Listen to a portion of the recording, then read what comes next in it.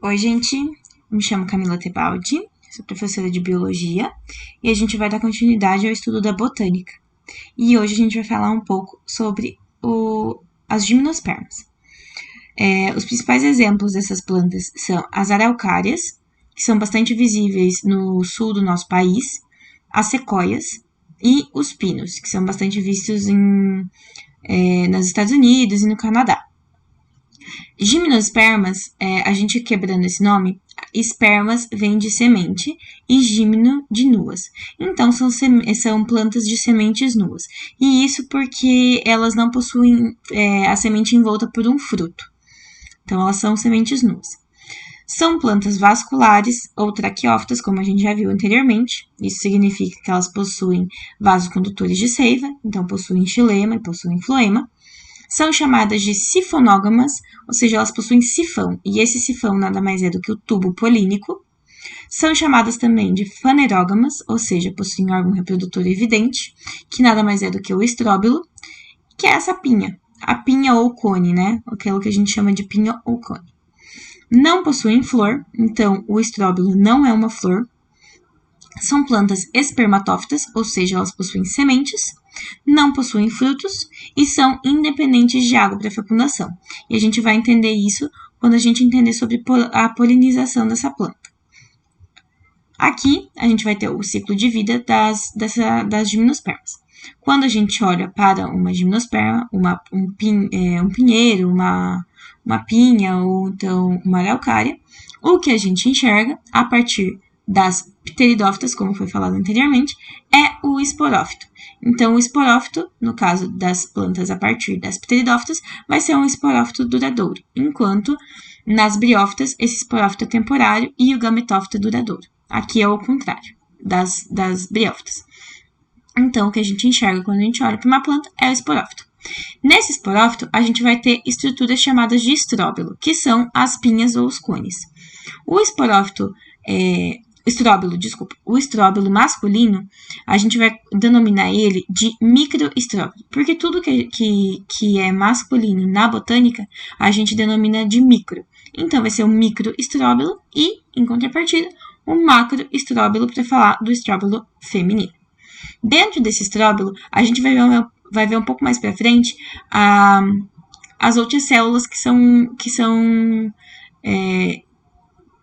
próprias dessa estrutura. Mas ali dentro vai acontecer uma meiose. Essa meiose vai gerar os microesporos, no caso do estróbilo masculino. Esses microesporos vão germinar lá dentro da planta mesmo e vão formar o grão de pólen. O grão de pólen nada mais é do que o gametófito masculino. Enquanto no estróbilo feminino vão ocorrer também meioses para formar megaesporos. Esses grãos de pólen vão se encontrar com a estrutura feminina e vai ocorrer a fecundação. Essa liberação dos grãos de pólen vão acontecer por meio da polinização anemófila, ou seja, a polinização pelo vento, e ela vai encontrar com o gameta feminino, o esporo, o grão de pólen com o gameta feminino, e isso aqui vai fecundar e vai formar o pinhão ou então a semente, aquilo que a gente chama de semente. Essa semente vai germinar e vai gerar um novo esporófito maduro, ou seja, uma nova planta inteira. Aqui a gente vai ver um pouco mais sobre a formação do grão de pólen. Então, lá no esporófito masculino vai ter o cone ou o estróbilo masculino, ou então microestróbilo. Dentro desse estróbilo, a gente vai ter uma estrutura chamada de microesporângio. Dentro desses microesporângios vão ter células 2N.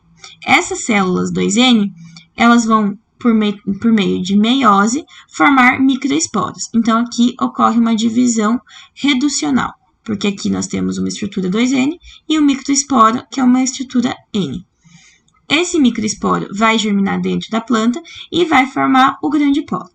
Esse grão de pólen, ele é alado, porque ele possui essa orelhinha aqui.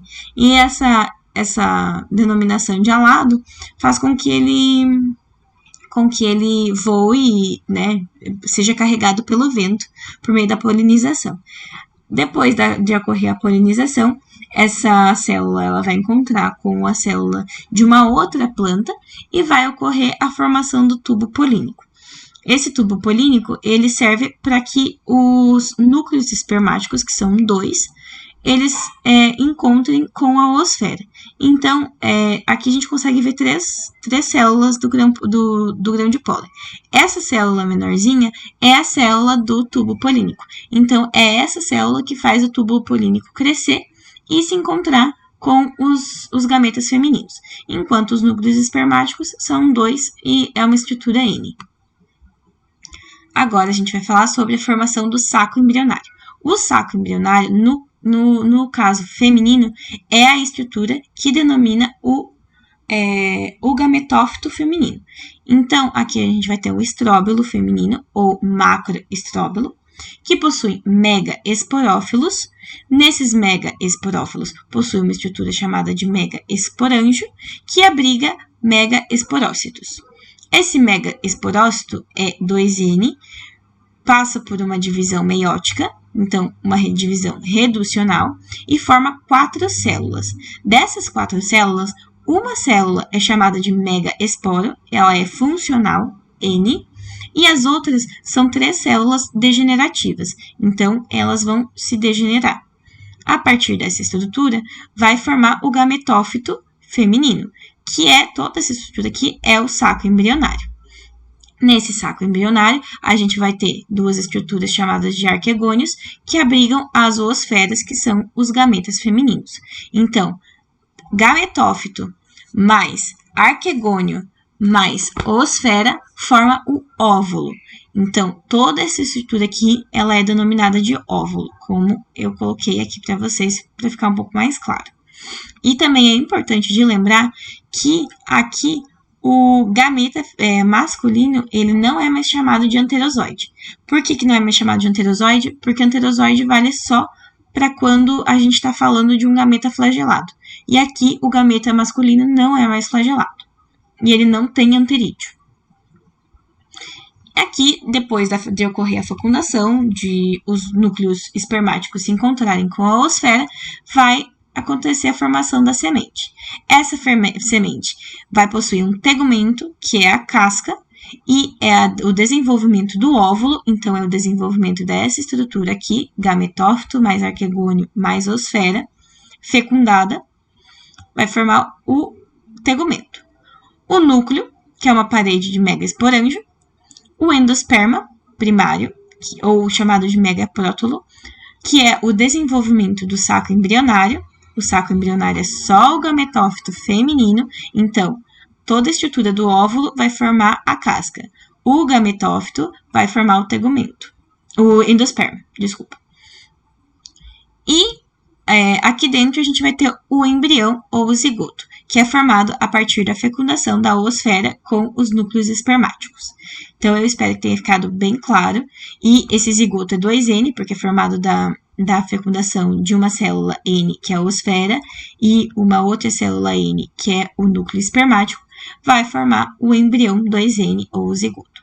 Então, só para relembrar, tegumento vindo do desenvolvimento do óvulo, que é o saco embrionário, mais o arquegônio e mais a oosfera, o núcleo, o endosperma primário, que vem do desenvolvimento do saco embrionário, que é o gametófito feminino, e o embrião, que é o zigoto, que é a fecundação das duas células N dos 2 gametas.